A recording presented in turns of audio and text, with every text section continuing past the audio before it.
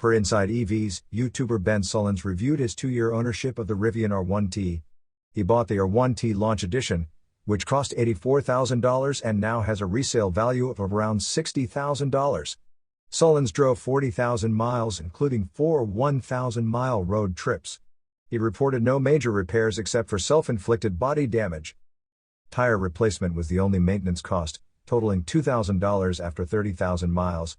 Sullins noted early software issues, including navigation and Alexa functionality, but said Rivian has made improvements. The R1T's performance is impressive, with over 800 horsepower and 900 pound-feet of torque. Sullins advised buyers to get a phone mount due to the lack of Apple CarPlay and to be cautious about storing items in the underbed compartment. He praised the gear tunnel for storage and the built-in flashlight.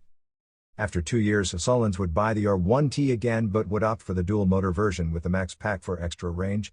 Rivian's R2 SUV, priced at $45,000, is expected in 2026. You are listening to UON News.